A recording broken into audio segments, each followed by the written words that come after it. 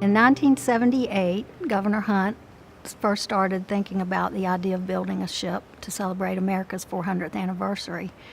And a committee was formed, a statewide committee, and there was lots of discussion about where to build the ship, how to build it, who should build it, and eventually it was decided that it should be built in Manteo. It was built where many other boats have been built over the years. George Washington Creef had a boathouse on the waterfront and built shad boats all the way up to four-masted schooners in the 1800s, and the Elizabeth II was built on that same site. The challenge there was that there are no plans, and so that's why we're always very careful to say she is a representative 16th century ship. So they had to do research about the types of ships that would have been built then without having the benefit of actual plans. There were viewing stands set up. People would take their lunch breaks down there and watch her being built. Tourists would visit. It was a great attraction, not only for locals, but for visitors. One of the dilemmas about building the ship here was that people from across the state said that Manteo was not a fitting place to build or berth the ship because its downtown was dilapidated. It was basically a dying town. Everything had moved to the highway. And so that was when our mayor at the time, John Wilson, working with Governor James Hunt and Senator Mark Bassnight, used that as an opportunity to not only celebrate America's 400th anniversary, but also to revitalize the town of Manteo. So it went from hardly any shops, nobody really lived downtown on the actual waterfront, to being the town that you see today.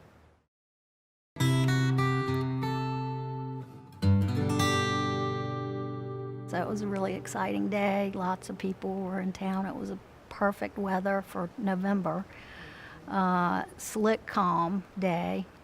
And the whole town, all the downtown areas filled with people. The harbor was filled with boats. I actually was on a boat to watch her go overboard. It was really exciting. It was finally done. She was actually being launched, and she would actually be able to sail. And so we had to work very hard to try to get the channel dredged so that she could actually be what was envisioned, which was a floating ambassador able to take North Carolina history all up and down the coast.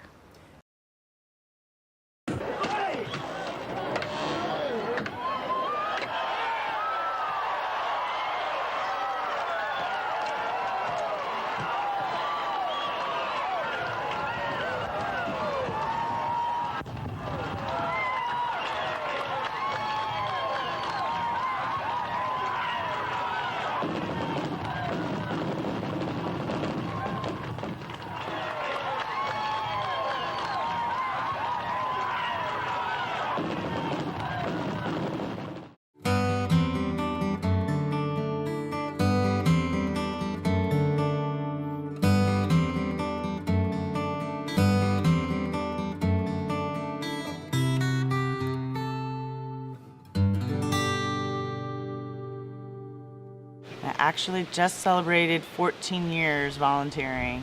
So I'm a marine scientist. I have a bachelor's and master's in marine science, and part of my undergrad training, I spent a whole college semester on a tall ship. So I did that. I loved sailing, period boats, wooden boats, tall ships, and I actually didn't know this boat was seaworthy. And I got to be friends with the education curator here. And it was a whole year of hanging out with her when one day she said, "You should join crew because you sail all these tall ships." I said, "What? There's a volunteer crew?" She's like, "Yeah, the boat's seaworthy." So the next, that week, I put in my application to volunteer, and I've been volunteering ever since. I'm Shirley Votaw. This is Charlie Votaw. We began volunteering in the winter of 1995. We met the captain's wife at a church dinner, and she told us about the ship, and we said, we want to do that. And so the rest is history. We were sailors, and we bought our first ship when we were newlyweds and put it across our living room until we put it together. And we like to sail, but this is a different kind of sailing, and it's really wonderful. Well, we sailed with our own sailboat before we came to this ship. So this was all new to us. So they told us what to be careful of and what not to do. And we sort of learned a piece at a time till we were reasonably worth having aboard. Well, this is actually my 4th year, so I'm kind of a newbie, kind of the rookie. I learned about it from John Thomas, who's been a long-time crew member, and we volunteer at other things, such as the Coastal Federation and the Wildlife Refuge. And he just mentioned, he goes, "Hey, we're always looking for crew members." And I said, "Well, I've never sailed. Is that a problem?" He goes, "Nah, well, we'll train you." And they are a good group, and yeah, they definitely did. So that's how I got involved with it.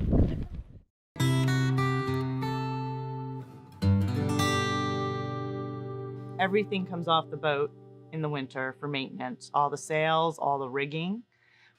And if we need to redo a line, if it's fraying, we'll redo it.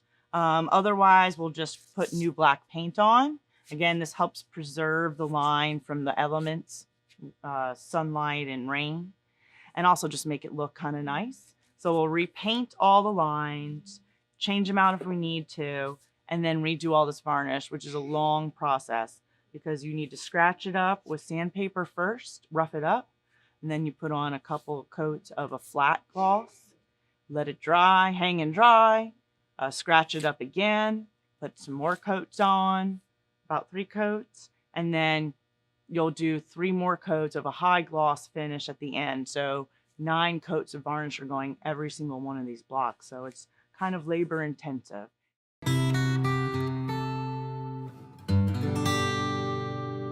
We start out first of the year with what we call haul out, pulling the ship out of the water.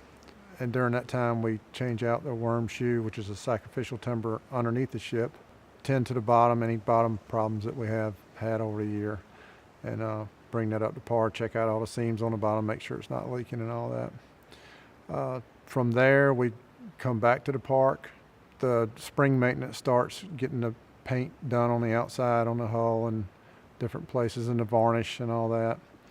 And that continues out through the summer, getting coatings done.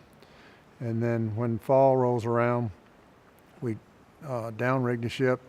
All the rigging comes off of it, all the yards come off of it, and it gets ready for haul out. And in order to haul the ship, you have to have all those yards off because of windage. So we get all those down, and then during the winter before haul out, we try to get all the yards varnished and the blocks varnished and all that. Volunteer crew helps us out a lot with that too.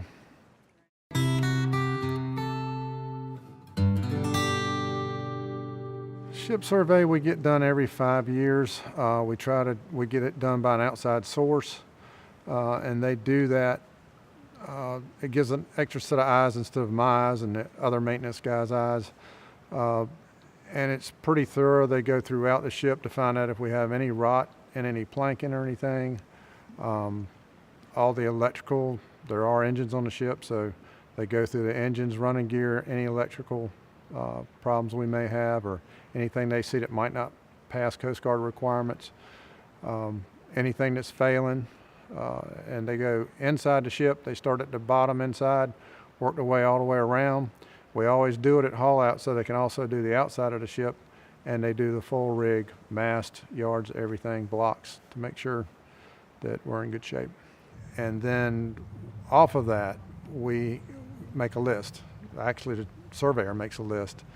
And from that list, we kind of qualify what we can take care of and what an outside contractor would take care of.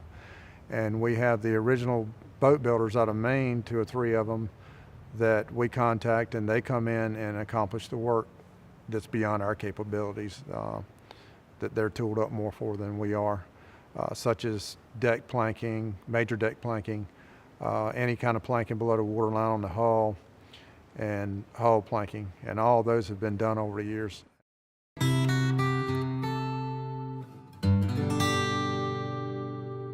We have a very unique set of props and items that we kind of have to keep in good repair on the ship.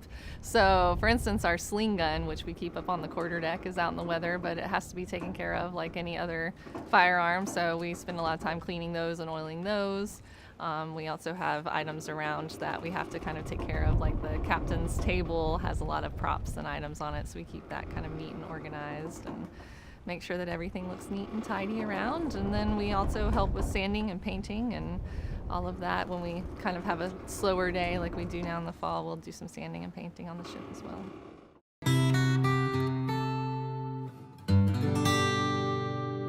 The difference between sailing a historic ship like this and a modern vessel, this ship was built to do what it was meant to do, which is sail downwind.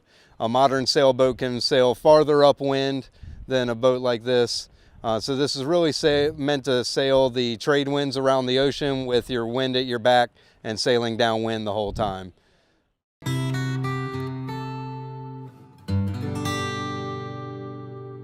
We have the standard tools like a normal table saw and a skill saw and routers and things like that.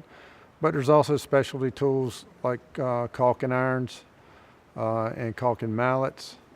And we have what we call hawk bills that are handmade from a file to hook seams out. Those are the type of specialty items we have.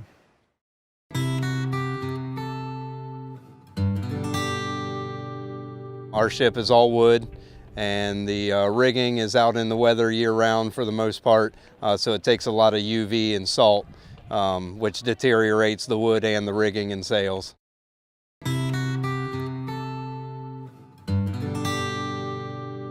The first rule of the ship is keep the water out of the ship. So that's kind of what I'm doing today. The scheduled maintenance for the gun ports came about, so I started scraping on it a little bit, and I found the soft spots that you're not ever supposed to find. And what causes them, we put nails in the ship this big, and after 35 years they rot out. And when they do, they cause all kinds of rot and water to get in. So once I popped this one off, I saw that this block was rotted all the way down in the middle, so it's got to come out.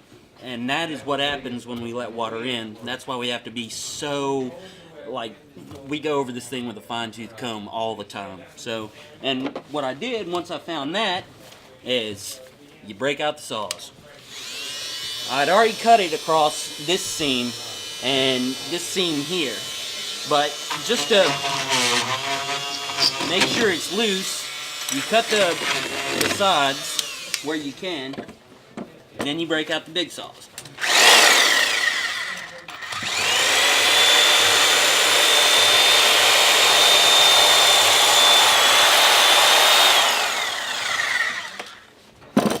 And that, given all the pegs are loose, you pop this out. And what you find is a whole lot of rot. And that's kind of what my project will be for the next week, is to replace this piece. And then just keep going around the ship and, addressing the others.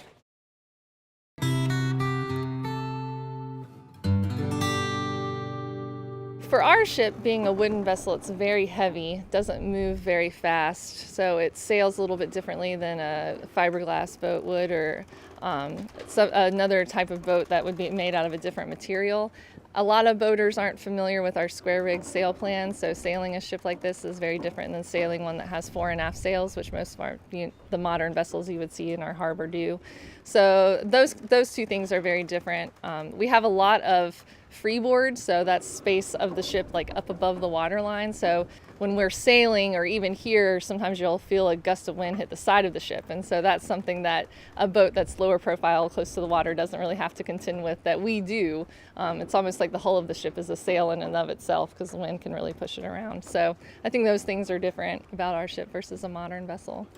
Being here and talking about it is one thing, but actually seeing the ship move under her own power is really something different. So once you kind of have everybody up in the rig and they do the work that they're supposed to do, and then you put your feet back in the deck and you turn around and you look up, and you see the sails and the wind in the sails, it's really an amazing thing. It's something that you don't get to see very often, so it certainly makes an impression on you.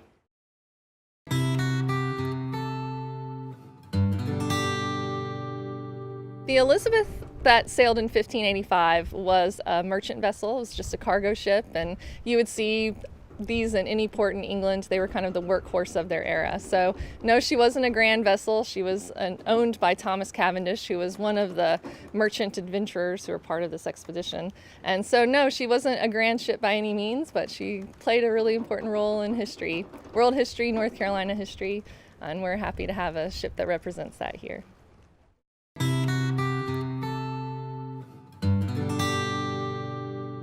All the rigging, well, they've been down rigging for some time, but they take care of every rope. There's like 2 or 3 miles worth of rope on the, and they make sure everything is safe and painted and kept up to snuff. And they do a lot of that in our loft. But they'll come out here once a month and just work. Oh, they work so hard. They make sure everything is ready to go on the sails. And then if they have time between that, they help out with the silver chalice and anything that we ask them to do. They're right on top of. They're a great resource to have.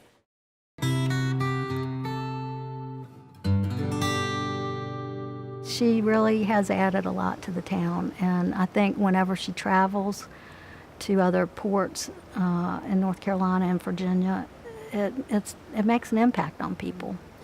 It's really special to me to think about the soldier colonists, 30 men who sailed aboard a ship similar to the Elizabeth II.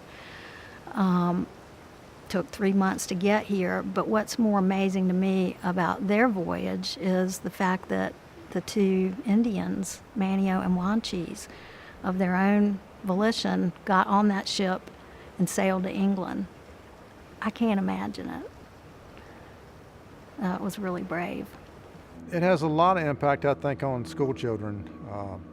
We see a lot of school children when we reach out on our outreach trips. It really reaches out across the state for that.